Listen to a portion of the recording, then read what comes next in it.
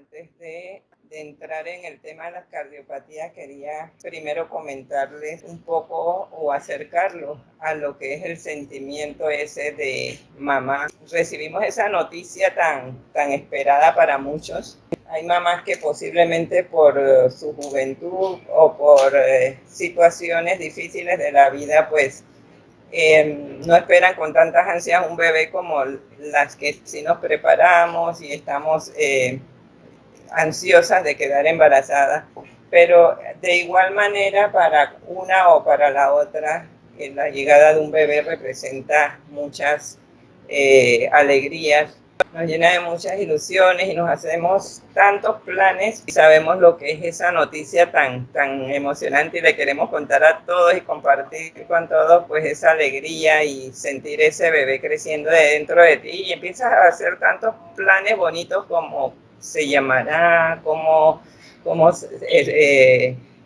será su personalidad, será niño, será niña.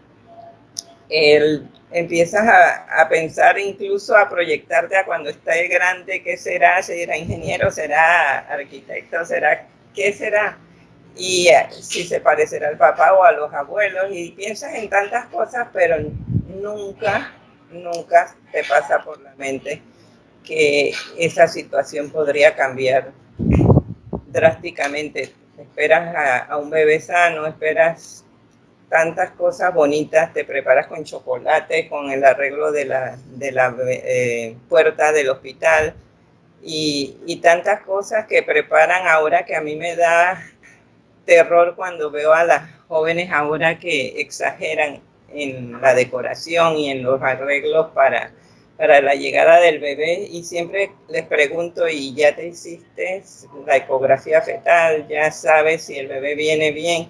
Que es lo más importante, pues, porque realmente nos quedamos pensando en si será niño o niña o en todas esas cosas, pero nunca nos imaginamos que tanto peligro hay dentro de un embarazo, tanto para la mamá como para el bebé. Y es en ese momento cuando recibes esa noticia devastadora de que tu niño tiene una malformación, ya sea cualquier otro tipo de defecto cardíaco. Y en mi caso, pues una cardiopatía congénita que yo había investigado, me había hecho exámenes, me había preparado investigando si el bebé podría tener algún tipo de síndrome de Down, los más comunes que conocemos en nuestra sociedad, pero jamás se me pasó por la mente que podían nacer con una cardiopatía congénita. Entonces es en ese momento que tú esperas que te traigan a tu bebé a la habitación y te dicen, no, espera, no llames todavía a nadie porque la situación es crítica, el niño tiene un problema, no se sabe si es corazón o son los pulmones.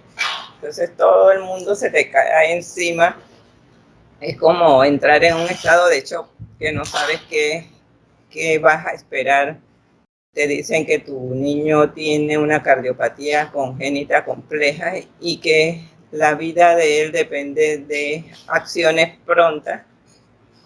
Y no, en mi caso fue transposición de grandes arterias, una de las más complejas y más que hay que tomar acción más rápido, porque en un mes el cuerpo del niño cambia tanto que no sé si ustedes ya han estudiado lo que es una transposición, son las grandes arterias del corazón que nacen invertidas y eso no es compatible con la vida. Por lo tanto, el bebé debe ser operado en los primeros días de nacido. Nos decían en el primer mes, pero cuando llegamos a Colombia para la cirugía nos dijeron que ya era tarde y mi hijo fue operado a los 12 días de nacido. En Colombia los operan desde que nacen hasta los 8 días, porque es un cambio drástico cortar dos arterias principales y volver a empatarlas en su posición correcta. El cuerpo pues debe asimilar ese cambio y adaptarse rápidamente, por eso se vuelve tan complejo. Y pues por esa gracia de Dios pues nosotros pudimos recibir la ayuda a tiempo, pero hay niños que no reciben esa atención en el momento oportuno. esa situación de ese momento donde tú quedas, que no tienes que enfrentarte a situaciones como tomar decisiones repentinas sin haber asimilado, no estás preparado económicamente ni emocionalmente para afrontarlo. Y allí entra un papel o juega un papel muy importante la parte médica, el entorno del hospital, porque ¿qué pasa? Esta familia no está preparada emocionalmente ni económicamente para afrontar una situación como esta. Ellos empiezan a sentir miedos, dudas, porque no conocen lo que es la cardiopatía ni a qué se enfrentan, impotencia, que no saben qué hacer porque no tienen los recursos. Muchos se culpan uno al otro, que no saben quién fue el causante o qué hice mal para que mi hijo saliera con esta situación. Empiezan a vivir una angustia de cómo será el mañana, qué les espera si el niño sobrevivirá o no. Entonces, aunado a eso se suma el factor económico. Te dicen que en Panamá no se está haciendo la cirugía con la urgencia que el niño lo necesita, que los hospitales están saturados, que están enfermos, que los médicos no se ponen de acuerdo, que la situación del país ahora en el tema de la pandemia todo lo agrava. Entonces, la opción es sacarlo del país o operarlo en un hospital privado, lo que es sumamente costoso. Las cirugías pueden estar arriba de los $20,000, las más sencillas, y hasta cientos y pico de $1,000, de acuerdo al tipo de cardiopatía que tenga el niño. Entonces, si es una familia de bajos recursos, entonces, ¿cómo afronta el costo de esa cirugía? Muchas veces logran contactar con donantes, la presidencia, hacen colectas y logran recaudar los $30,000 o $40,000 que le cuesta la cirugía, pero entonces se enfrentan a la siguiente situación: ¿cómo pagó el pasaje, la alimentación, los gastos de estadía en ese país? Muchas veces enfrentan el miedo de viajar porque son personas que viven en el interior, que casi no conocen la ciudad de Panamá y tienen que enfrentarse a salir del país repentinamente. Si es en un lugar frío, comprar abrigos, adaptarse a nuevas costumbres y pues viajan generalmente solas las mamás, porque el donante solamente aprueba el apoyo para un padre. Entonces una mamá enfrentar, o sea, a esa situación tan dolorosa de entregar su hijo a una cirugía, y esto es a la vez adaptarse a una situación pues de costumbre o clima o personas diferentes, lejos de tu familia, sin ese apoyo y contención familiar. Entonces ya se imaginan todo este mundo de conflicto que vive esa familia, y más se suma si tienen otros hijos mayores, que tienen que abandonarlos aquí en Panamá para ellos trasladarse al extranjero, y que muchas veces ese proceso puede durar 1 mes o 2 meses fuera del país. Entonces allí es donde pueden traer traumas familiares entre los padres y los hermanos mayores. Las mamás experimentan mucha soledad porque el hombre y la mujer afrontan muy diferentes las situaciones de este tipo. Y muchas veces, y lo hemos visto en los padres de la fundación, pues que el papá generalmente evita sentir el dolor y lo que hace es apartarse, dejando sola a la mamá. Y entonces es donde vienen los conflictos de pareja y los divorcios.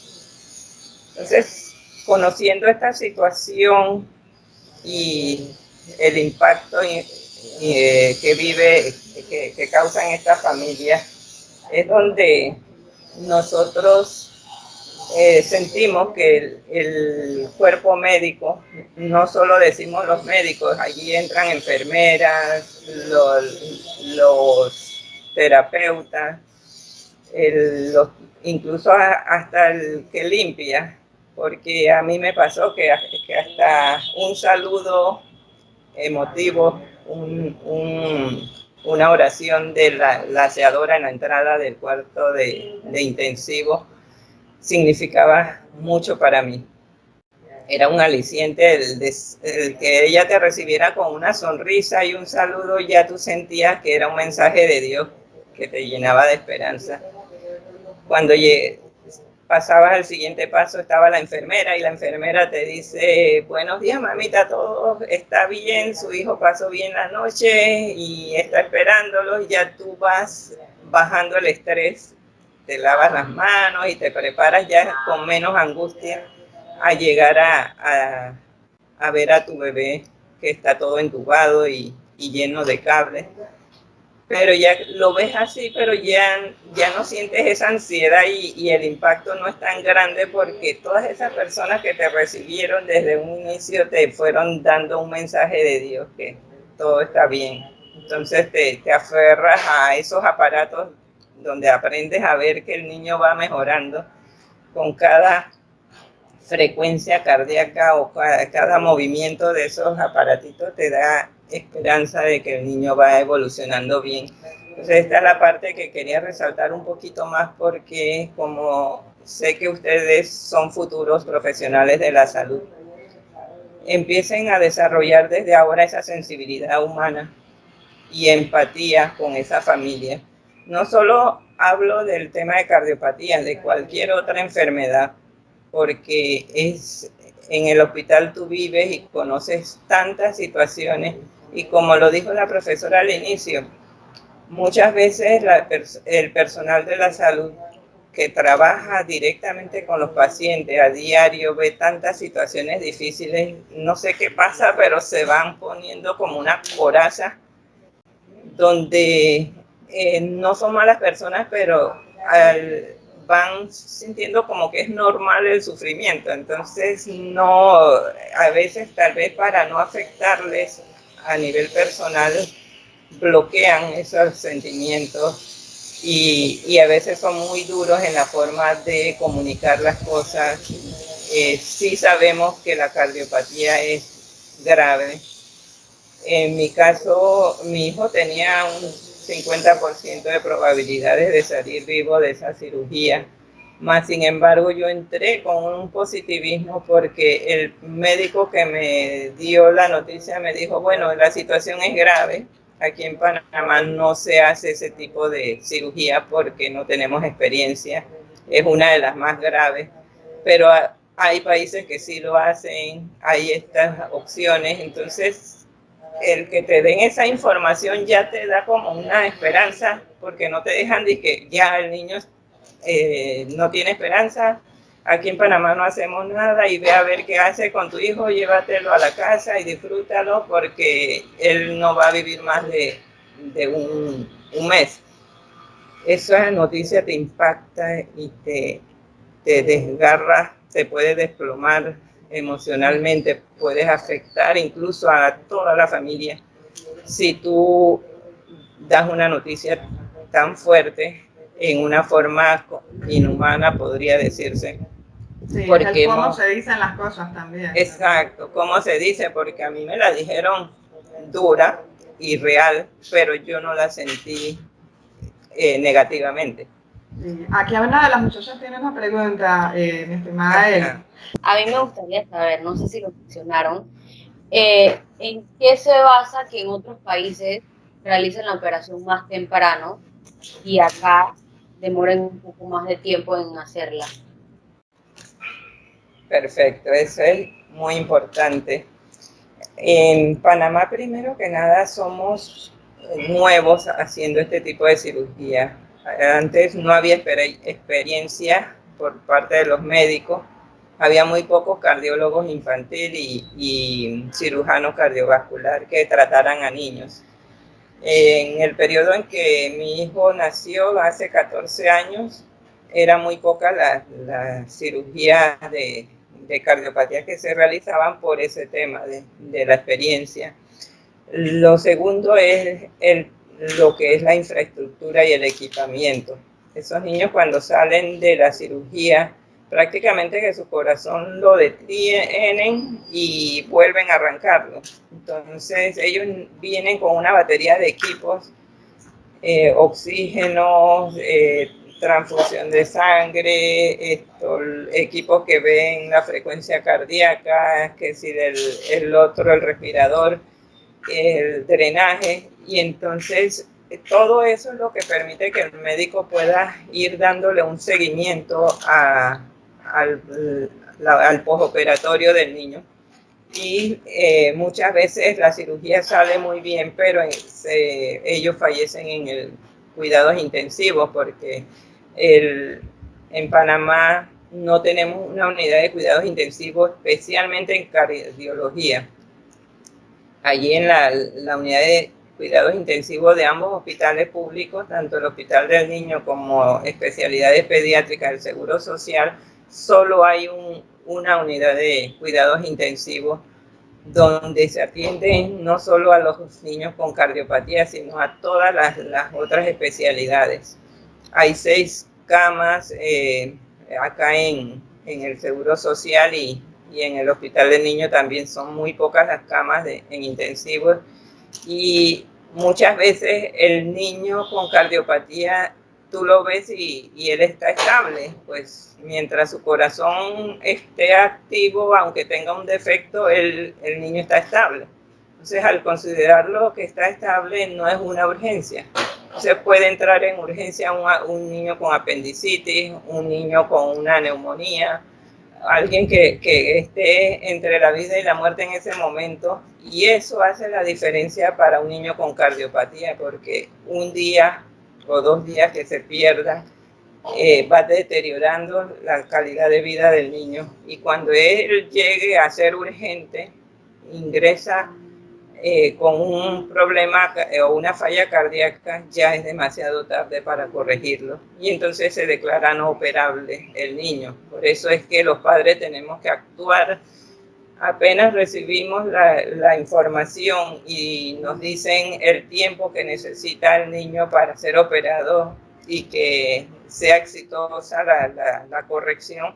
Tenemos que movernos y buscar alternativas por nuestros propios medios, porque esperar turno hasta que la unidad de cuidados intensivos esté lista para atenderte. Puede que el salón de operaciones esté listo, pero si no hay cama en intensivo, se pospone la cirugía. Entonces, si los médicos que atienden a los niños atienden igual a adultos y les sale una urgencia o una situación personal, se suspende la cirugía. Entonces, en cambio, en estos países donde hay un instituto de cardiología, ya hay un personal calificado desde la enfermera, el intensivista, todos los que atienden a ese bebé están especializados en cardiología. Y hay más de una unidad de cuidados intensivos. Entonces, es más difícil detener el proceso. Ya hay una frecuencia de operaciones casi que a diario se operan niños con estos defectos. Entonces, es por eso que en esos países tienen más éxito, porque al estar todos preparados y alineados pueden atender al niño en el momento que lo requiere y no tener que esperar en una lista de mora quirúrgica. No, yo solo estaba poniendo en el chat escrito la referencia de que en Colombia el primer trasplante de corazón se hizo en 1985 y en Panamá el primero se hizo en 2016, en marzo creo. Exacto, que en Panamá sí se pueden hacer, pero tenemos que todavía mejorar mucho en el tema de infraestructura y equipamiento. Aquí entonces vamos a ver las realidades que viven nuestros niños aquí en Panamá. Los casos por mora quirúrgica son altísimos. Hubo un periodo en que había más de 200 casos de mora quirúrgica y muchos niños estaban falleciendo.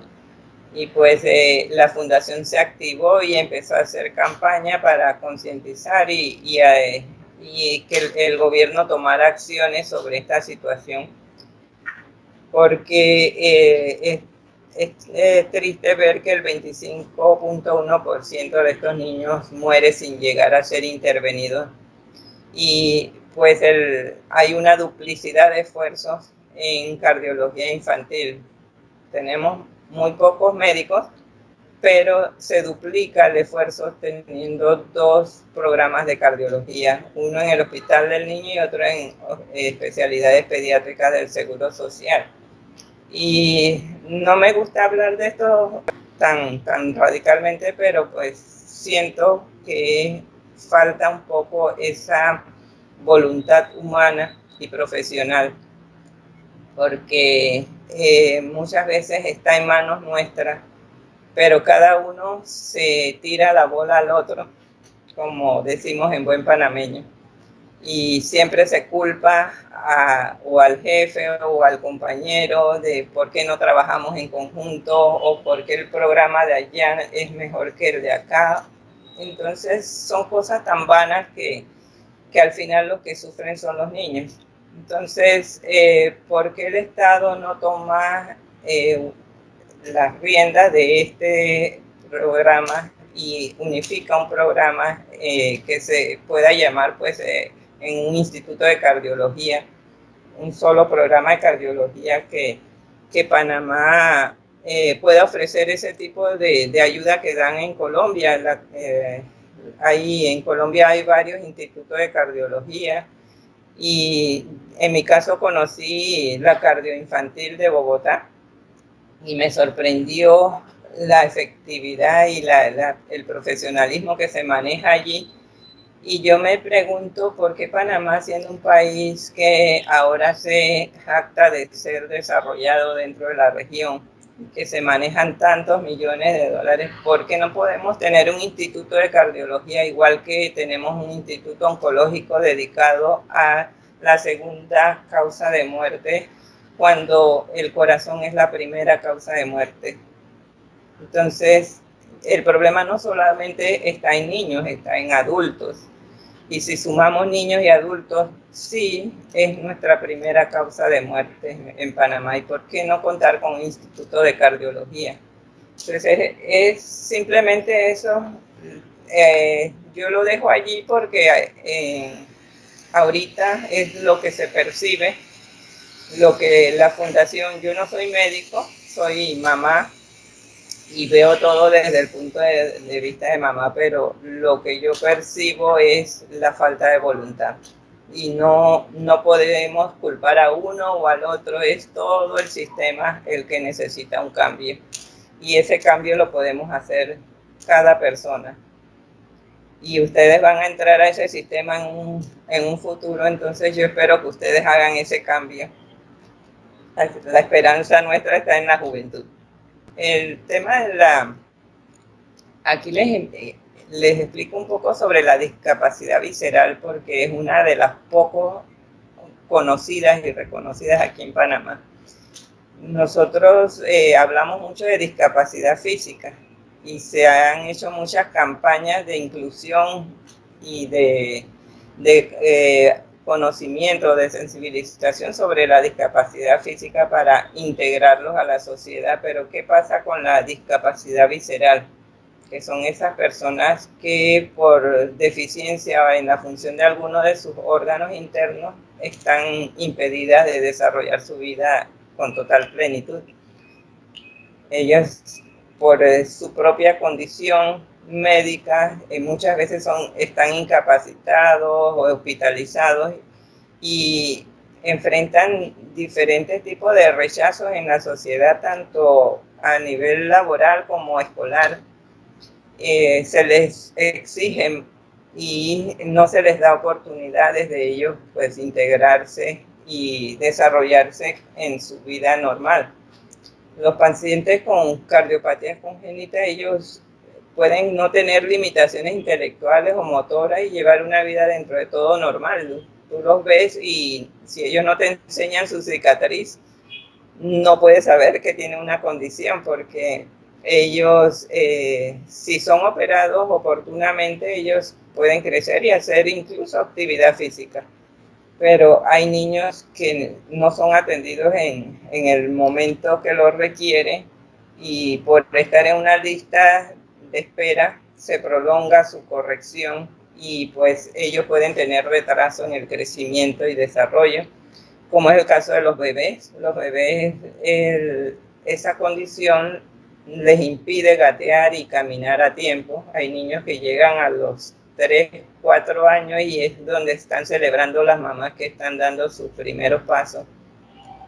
No desarrollan el habla, porque el corazón es un órgano vital para la vida y si ellos tienen una condición que no ha sido operada, tienen una baja oxigenación y eso saben que afecta al cerebro.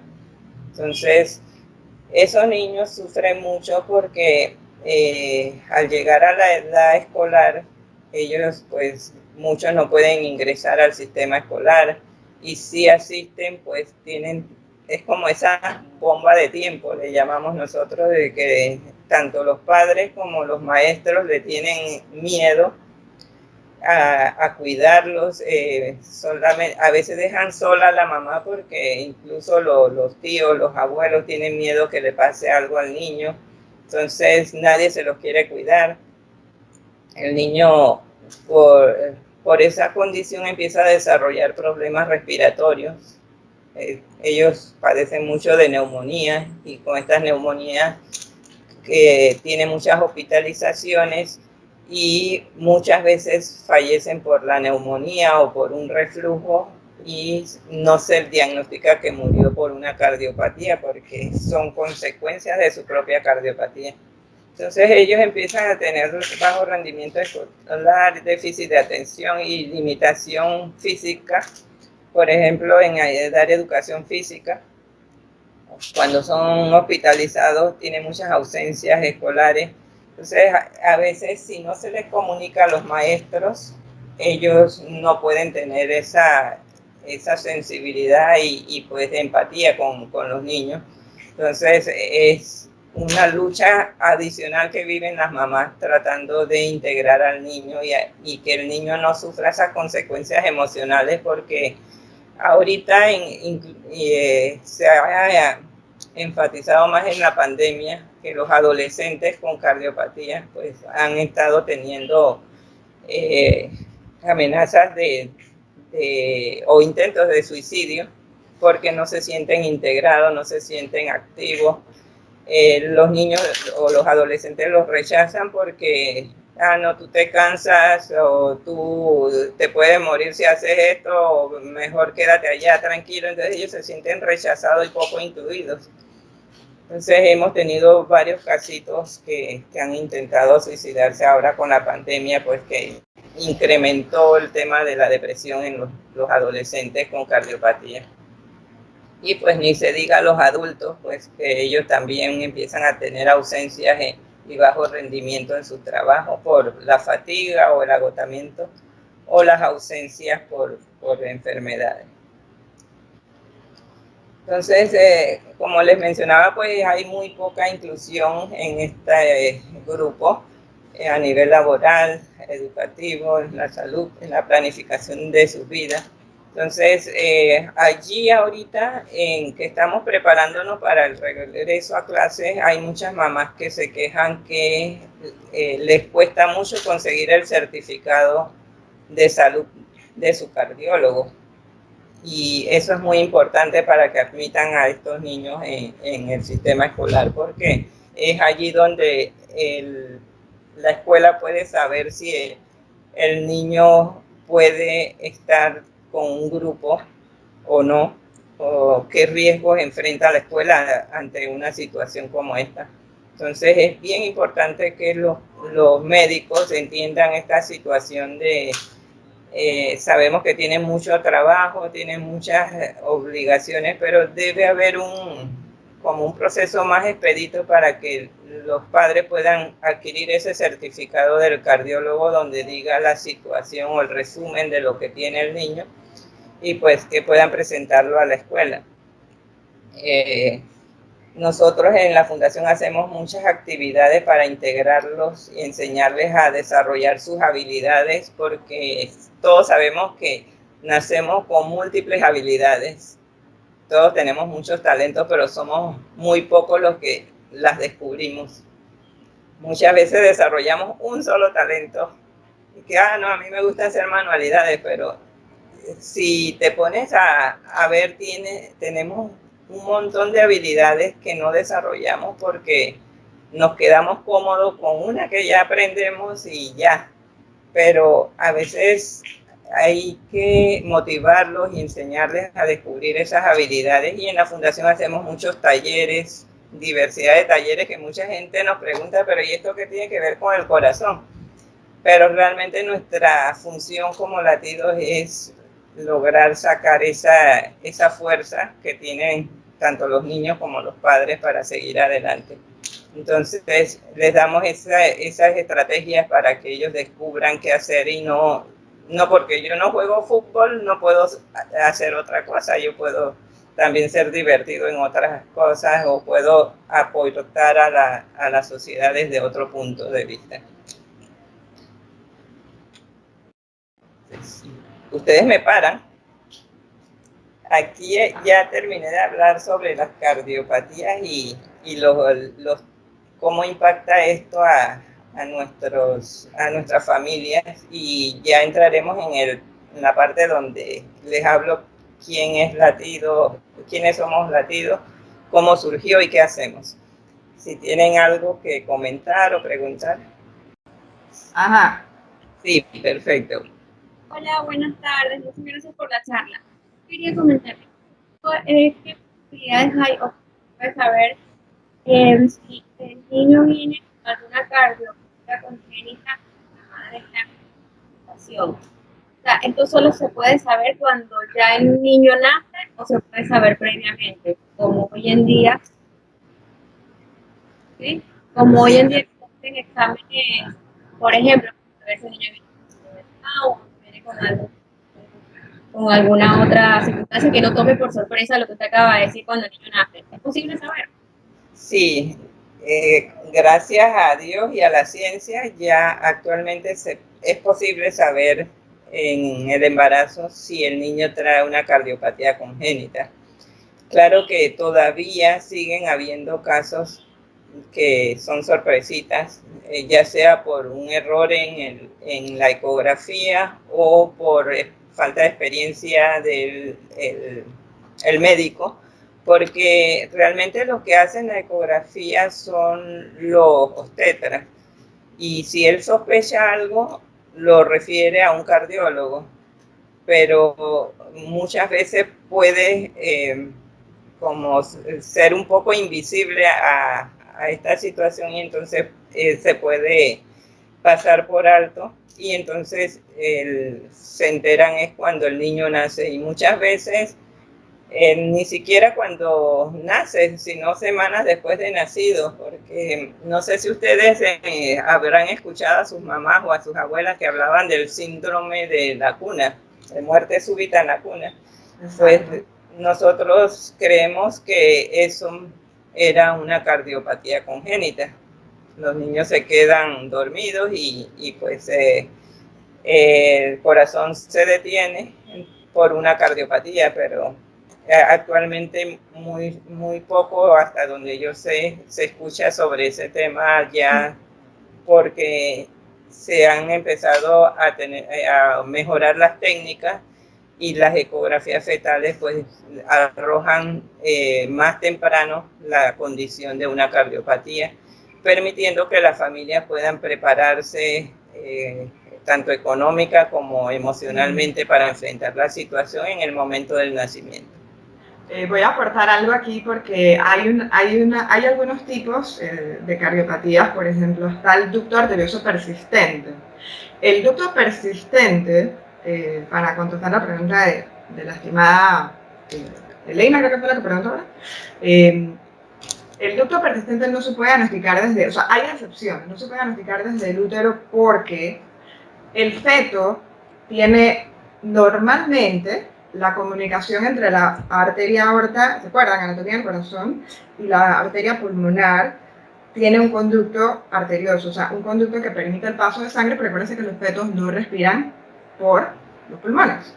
Entonces, cuando el niño nace, eso se tiene que cerrar. Entonces, no hay alguna forma específica de saber que eso no va a pasar antes de nacer, pero luego de que el niño nace, lo que yo les comentaba, o sea, hay que ocultarlo, porque muchas veces cuando pasa la cita a los 8 días y todo eso, resulta que el niño tiene un soplo y algo que originalmente no se podía, reitero, no se podía diagnosticar porque no era un problema in útero.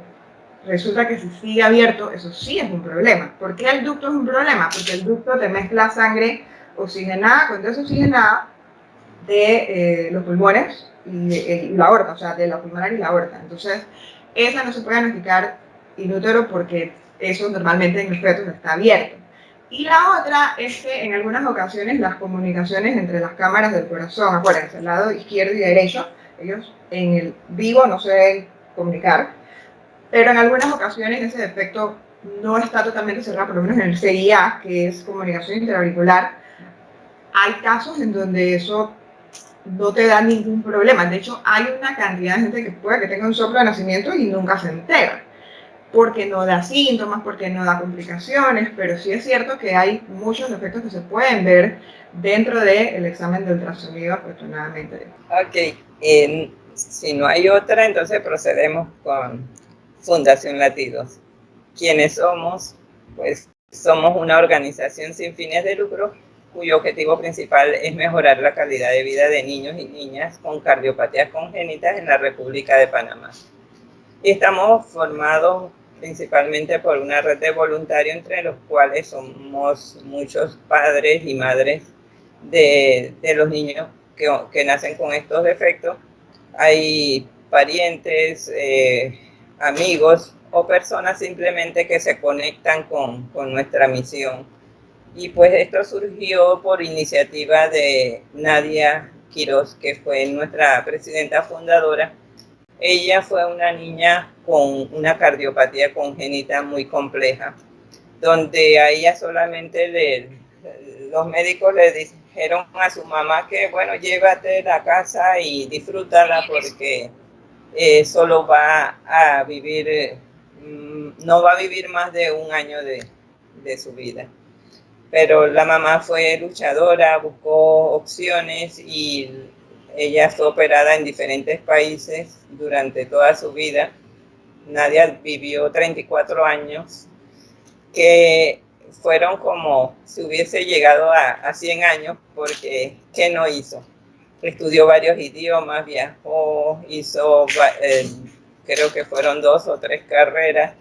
O sea, ella vivió una vida plena y pues al final de sus días ella ya su corazón estaba cansado y por tanto remiendos, como decimos nosotros, ya requería un trasplante cardíaco. Entonces, en ese proceso es donde surge esa diosidencia, donde se une la historia mía con la de ella. Yo estaba viviendo mi proceso con mi hijo y a los 2 años de operado de mi hijo, yo la conozco a ella por un evento que se organizaba por Fundación Obsequio de Vida, que es otra fundación que opera a niños con cardiopatía, y Fundación Latidos en conjunto estaban realizando una fiesta de Reyes Magos para los niños operados del corazón.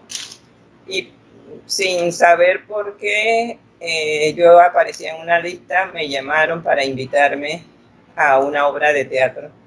Y pues yo emocionada fui y dije, bueno, esto es lo que yo le ofrecí a Dios cuando entregué a mi hijo a la cirugía. Y yo le dije, si tú me lo devuelves sano, yo te ofrezco mi vida a tu servicio, a lo que tú me pidas. Y pues 2 años después Dios me lo cobró a sí mismo. Y me puse en contacto con Nadia y pues yo me ofrecí a esa fiesta de Reyes. Yo pensé que bueno, voy a donar juguetes, dono pamper y ya cumplo con mi promesa a Dios de ayudar. Pero Dios me dijo, tú me dijiste que era más.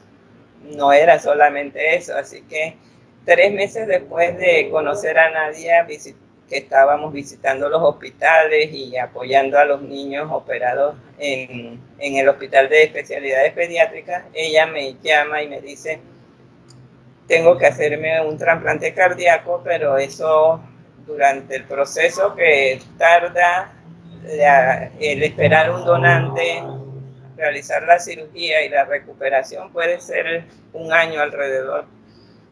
Entonces, por ese periodo yo quisiera que la fundación empiece su trámite de inscripción, porque es un proceso largo. Entonces, ella me pidió que yo firmara los documentos como presidenta, y cuando ella regresara de su cirugía, pues cambiábamos los papeles y ella seguía siendo la presidenta. Pero para mi sorpresa, pues Nadia no regresó de esa cirugía y yo quedé con esa fundación en mis manos sin saber realmente los planes que ella tenía. No sabía cuál era el propósito de Latidos en ese momento. Entonces es como cuando te ponen una paila caliente en las manos y no sabes dónde ponerla y dónde soltarla. Entonces es en el momento que ahí realicé que Dios me estaba poniendo en las manos mi misión de vida. Y pues así empezó mi caminar en esta fundación, cuya misión es contribuir a mejorar la calidad de vida de los niños con cardiopatías congénitas y sus familias. Y tenemos como visión pues dar ese acompañamiento y concientización a nivel nacional, mejorando la salud física y mental de los niños con cardiopatías y sus familias desde un instituto de cardiología para que sea una atención integral. Nuestros objetivos pues es divulgar y sensibilizar a la población sobre las enfermedades congénitas del corazón, ya que cuando nosotros iniciamos este caminar hace más de 12 años, hablábamos de cardiopatías congénitas y nadie entendía qué era eso. Ahora ya todos entienden y conocen qué es una cardiopatía congénita a través de esas campañas de sensibilización. También tenemos como objetivo asesorar y cooperar con los sectores público y privado hacia las políticas de salud necesarias para los pacientes con cardiopatías congénitas, incrementar los grupos de apoyo para padres y familiares con el propósito de orientar y asistir durante el proceso operatorio, que es más que nada ese acompañamiento que Nadia y yo recibimos durante nuestro proceso, lo estamos compartiendo con los otros padres, apoyándolos, orientándolos, porque esto fue lo que recibimos nosotras y sentimos que fue lo que nos ayudó a superar la parte emocional, porque tal vez la parte científica ya estaba dada y pues estaba en ese momento accesible a nosotras, pero las personas que nos acompañaron en ese proceso jugaron un papel importante para la recuperación emocional o mental de nosotras y de nuestra familia. Es por eso que lo replicamos a través de Fundación Latidos. Y pues diseñar y ejecutar programas, iniciativas de la Fundación con un enfoque integral a través de la consecución de recursos nacionales e internacionales. Estos son nuestros logros a través de los años. Pues en el 2010, que fue la iniciativa de Nadia, estuvimos desde ese periodo por 1 o 2 años apoyando las jornadas cardiovasculares que se realizaban en los hospitales públicos y venían médicos del extranjero a apoyar esas jornadas y se logró bajar la mora quirúrgica mucho en ese periodo. En el 2012 logramos nuestra personería jurídica y en el 2014 fuimos nominados a Héroes por Panamá, lo cual nos dio un impulso mucho mayor para impactar y darnos a conocer en la sociedad, y recibimos mucho apoyo de diferentes sectores, logrando pues en el 2015 abrir nuestra casita Latidos, que es la oficina de donde atendemos a nuestros niños y a las mamás. Y en el 2017 hicimos nuestra primera publicación de Manual para Padres, que es una orientación donde les enseñamos a los padres todo lo que van a vivir durante el proceso pre- y postoperatorio, a qué enfrentarse, cómo sobrellevar esa situación y a quién acudir para alguna ayuda.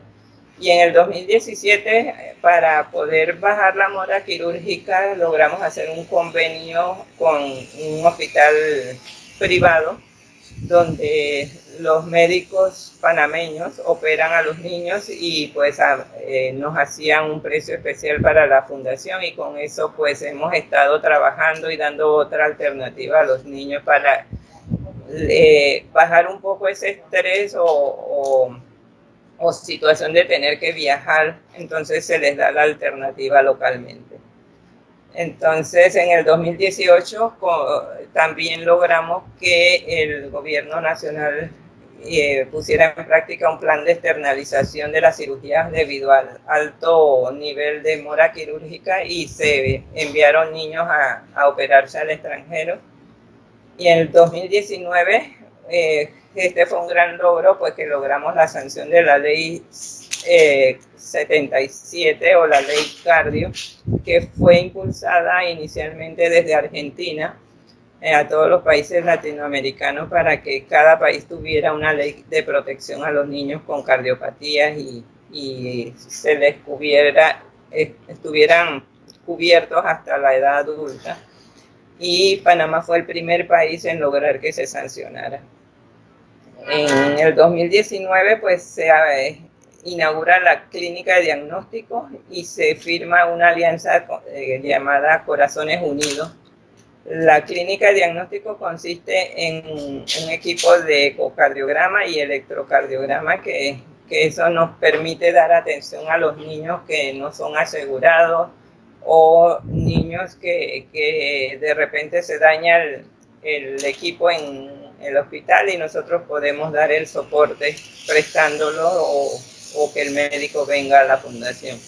Y la Alianza Corazones Unidos, la Fundación Latidos impulsó la unión de esfuerzos entre todas las fundaciones que tratan temas del corazón, desde niños hasta adultos. Y hay fundaciones que hacen la promoción de la salud cardiovascular y otros que apoyan a adultos. Entonces, para no estar como cada uno por separado haciendo actividades diferentes y dar un ejemplo también a nuestros médicos y a nuestros gobernantes de que la unión de esfuerzos logra más resultados, pues creamos esta alianza y hemos estado por 3 años consecutivos haciendo o conmemorando el Día Mundial del Corazón, que es el 29 de septiembre. Y pues en todo el mes de septiembre nos activamos haciendo campaña para mejorar la salud cardiovascular, de mejorar la alimentación, hacer actividad física y de llevar controles médicos. Y pues ya el 2020 hasta la fecha hemos estado más concentrados a brindar ayuda humanitaria a los padres que se han quedado sin trabajo y no tienen recursos para los medicamentos y tratamiento de los niños. Y casi todas nuestras actividades se han volcado a hacer virtualmente. Ese es el pantallazo de nuestro recorrido. Y pues comentarle que nuestra meta es llegar a tener un centro integral de atención para las cardiopatías dentro del Instituto de Cardiología, ya que creemos que nuestra labor sería mucho más efectiva dentro del instituto, atendiendo a las mamás que llegan allí por primera vez con el diagnóstico. Y estos son nuestros programas. Brindamos orientación y apoyo emocional, educación para los padres.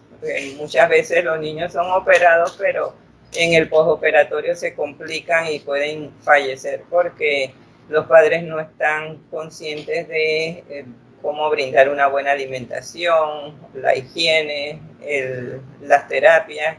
Entonces todo esto es bien importante en la buena recuperación del niño. No solamente es ya lo operé y ya está, es como si operaras una uña encarnada o algo. No, esto lleva un proceso mucho más complejo de cuidados y atención en casa. Y muchos padres desconocen de esto y también sentimos que en el hospital se les da muy poca orientación sobre estos cuidados en casa.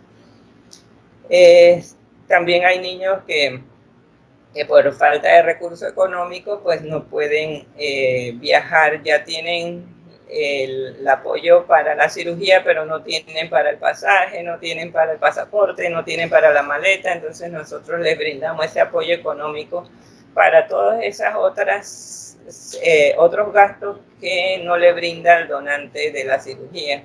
Entonces con eso bajamos un poco la presión y la angustia que estos papás están llevando. También hacemos programas de sensibilización. Este mes, por ser el mes de las cardiopatías, estamos haciendo sensibilización, charlas y todo lo que es dar a conocer las cardiopatías y las necesidades. Además, tenemos el programa de padrinos, que son los que aportan los recursos a nuestra fundación, y el voluntariado, que son los que nos ayudan a activarnos en todas las redes sociales, a hacer campañas, a donar artículos o insumos que requieren los niños.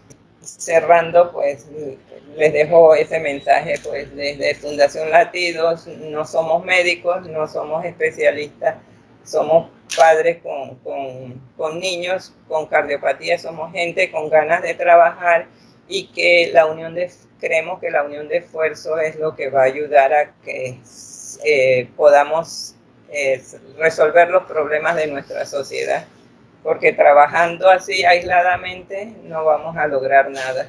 Resaltamos la empatía y la solidaridad, que son muy importantes en esta profesión, como en cualquier otra profesión, el ponerse en los zapatos de las personas, la sensibilización, el dar a conocer las situaciones que hay en nuestro país, brindar educación. O sea, el trabajo de la fundación es grande y somos muy pocas personas, como quien dice, como dice en la Biblia, las mies son muchas, pero los obreros son pocos. Esta es nuestra información de contacto, por si alguno quiere ser voluntario, si algo toque en sus corazones, pues ahí están nuestros datos y los esperamos en Fundación Latidos. Muchas gracias. No, gracias a ustedes, de verdad. Y bueno, yo tengo un par de preguntas, no sé si pues los muchachos no están muy impacientes yo sé que andan en parciales y cosas, pero yo sé que ellos valoran el tiempo que usted nos ha dedicado. Yo también sé que usted está ocupada, pero voy a plantearle un par de preguntas, sobre todo para reforzar la parte que usted dijo, pues que el cambio comienza con la gente joven, comienza con la gente que se está preparando.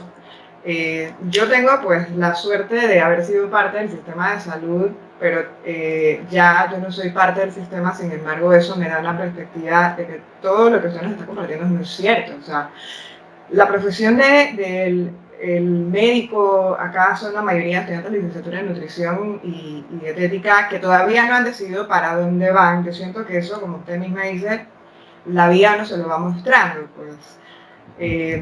Pero es importante que uno entienda que no se puede estar delegando todo en que alguien resuelva, en que una persona agarre y recoja la plata, porque todos los días nacen niños que necesitan una atención como esta, que llega a ser muy costosa. Incluso familias, digamos que más o menos clase media, esto es costoso, porque ¿quién va a desembuchar $100,000 en un solo tiro por... Yo tuve un ser querido con una malformación arteriosa cerebral, que no es un tema de corazón, pero es un tema grave, y su familia eran personas muy bien acomodadas y quedaron hipotecando la casa para poder pagarle una cirugía en Miami. Entonces, esto es un asunto que a cualquier tipo de familia puede llegar a ser muy costoso y abrumador.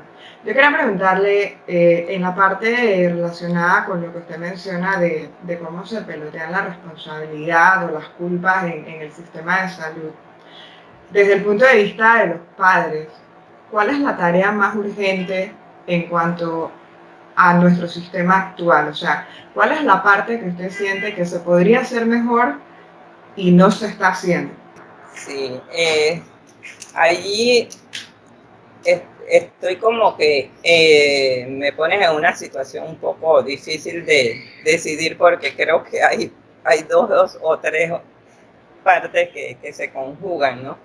Porque sí es cierto, necesitamos un instituto de cardiología porque nuestros hospitales están enfermos, están colapsados, y ya no da más.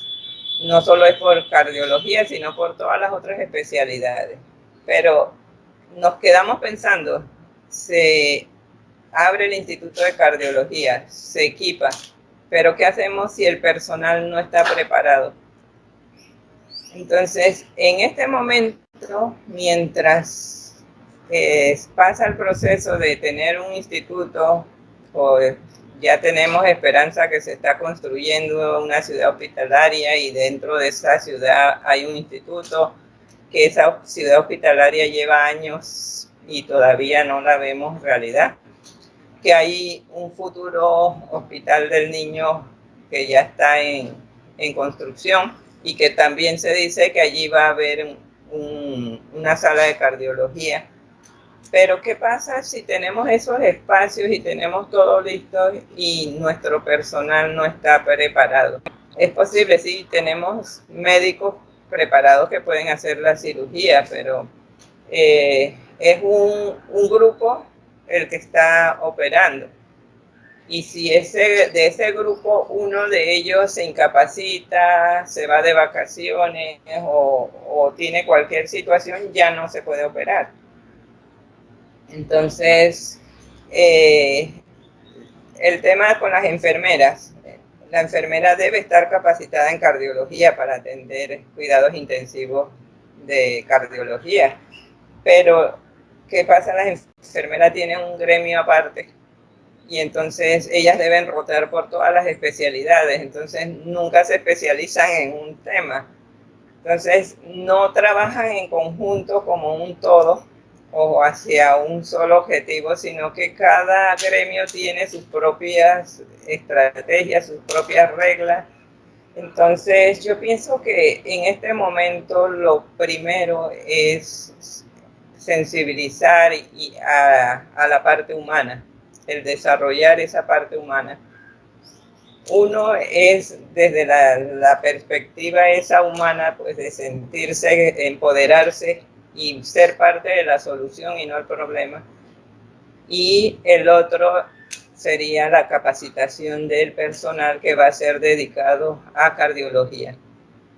Crear programas de especialización para atender ese sistema o ese programa de cardiología donde vaya a ser, porque al final y al cabo, pues para las mamás y los papás de los niños, no nos importa dónde va a ser el instituto, quién se lleve el crédito o no. Lo que nos interesa es que nuestros hijos se salven. Entonces, ¿por qué estar escuchando que si va a ser en el hospital del niño o que si va a ser en la ciudad hospitalaria o si tal médico es mejor que el otro? Esas son vanidades para nosotros. Exacto. Sí, eso es un mal, creo que, de cultura errada, que a veces nos metemos más en pelear el nombre de un edificio que en construirlo, ¿no? En todo sentido, ha pasado en distintos ejemplos que puedo mencionar acá, no solamente en salud, también en la parte de educación, ahí a veces las prioridades como que se van, usted sabe, ¿no? Porque en toda buena causa a veces cuando vienen los poderes viene el protagonismo y, en fin, Exacto. Nosotros estamos al tanto de eso. Y otra pregunta, mire, es que a mí me llama la atención y me agrada la sinceridad con la que usted comparte el tema del asunto familiar. A veces la gente que no atraviesa por eso, por algo tan difícil como tener un familiar enfermo, un niño en este caso, no lo sabe, pero yo lo sé en primera persona y lo sé por haber estado en el hospital. Yo veía familias, bueno, parejas pelearse, discutir, todo esto que usted nos compartió que es súper delicado. Yo no quiero tampoco que se esté pensando que estamos generalizando, ¿no? Pero es algo real. En mi caso, pues lo mío no tiene exactamente que ver con alepatía congénita, pero yo soy gemela y mi hermano murió. Y bueno, yo creo que eso tuvo mucho que ver con que mis padres se separaran. Es una hipótesis que tengo ya en mi cabeza. Y como vi tantas personas pues que no sabían cómo enfrentar eso desde el punto de vista de familia, también me quedo pensando qué pasa con los hermanitos sanos de un niño con una cardiopatía. ¿Usted nos podría compartir cómo ustedes apoyan a los demás hijos o familiares cercanos del paciente? Sí, eso es muy importante y es algo que se pasa de vista en estos momentos porque te lo digo por experiencia propia, yo tengo 2 hijos y el niño con cardiopatía era el segundo. Entonces, mi hijo mayor fue el más anhelado, el más esperado, porque yo esperaba ese bebé por años hasta que llegó y todo salió muy bien, gracias a Dios. Pero llega el segundo cuando él tenía 2 añitos. Entonces, tú sabes que al tener un niño de 2 años y tratar de explicarle que viene un hermanito, que su competencia, que le va a quitar su espacio, es tratar de decirle que él lo va a cuidar, que van a ser compañeros, pero de repente todo te sale al revés y te desapareces por un mes y dejas a tu niño así como con tantas preguntas que se hizo mi mamá y tú te imaginas, el niño tal vez piensa, mi hermanito se la llevó. Entonces, al regresar cuesta rescatar esa relación de madre e hijo y pues explicarle por qué te fuiste. Y pues él en cierta forma se siente desplazado, ¿no? Porque regresa con un niño con muchas terapias, con muchas atenciones, medicamentos y entonces ese hermanito en esa cabecita tal vez piensa como, y entonces ¿dónde quedé yo? Entonces, en la fundación nosotros tratamos de integrar a los hermanitos. Todas las actividades que hacemos no separamos al hermano del niño con cardiopatía. De hecho, nuestras fiestas de Reyes Magos, nuestros talleres, todos son con invitación abierta al hermanito, a la mamá y al papá, porque nosotros nos enfocamos en esa integración familiar para que nadie se sienta desplazado. Entonces, en las actividades que hacemos para incluso ellos hacen obras de teatro, hacen bailes y coreografías, participan el hermanito y el cardiópata. Entonces esa es la forma que nosotros los integramos y los hacemos sentir importantes.